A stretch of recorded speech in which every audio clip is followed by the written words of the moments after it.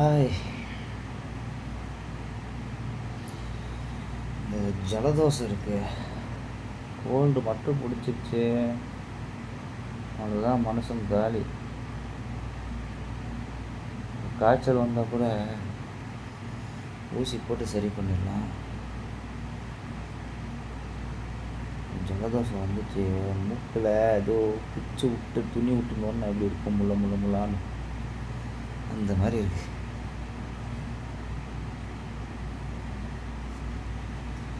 இதுக்கு தான் இந்த ஜலதோஷம் வரும். காய்ச்சல் வந்தால் கூட தாங்கிடலாம். அப்படியே மூக்கில் வரும் பாருங்க, போய் வாய்ப்பே இல்லைங்க.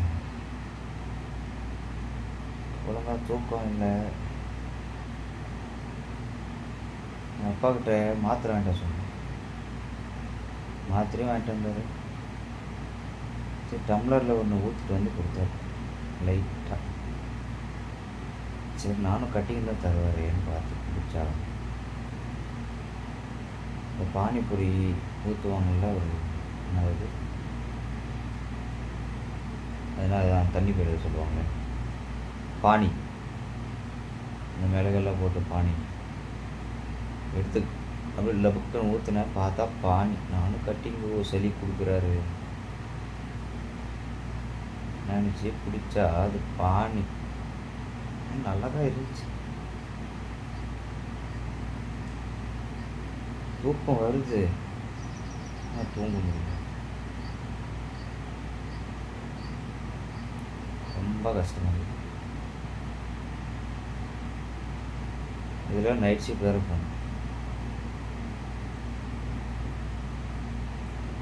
பனிக்கு அதுக்கும் சளி பிடிச்சிட்டு காலையில் பைக்கில் வர ஷிஃப்ட் முடிச்சு மூக்கில் அப்படியே தண்ணி ஒழுகுது.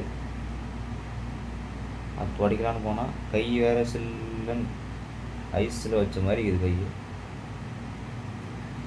ரொம்ப கஷ்டம். சளி பிடிச்சிட்டா ரொம்ப கஷ்டம். எதை வேணாலும் தாங்கிடலாம் தான், இது சளியை மட்டும் தாங்கவே முடியாது. இதுக்கப்புறம் எது பேசவும் முடியல. மூக்கில் வேறு வருது.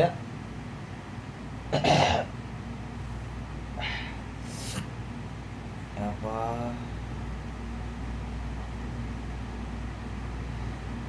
காரமாக சாப்பிட்லாம். நாக்கு ஃபுல்லாக செத்து போச்சு. சொரனே இல்லை நாக்குக்கு. சரி, காரமாக ஏதாவது சாப்பிட்லான்னு பார்த்தா அது சாப்பிட்டாலும் இன்னும் மூக்கில் நான் அப்படியே தண்ணி அப்படியே வருது, வருது.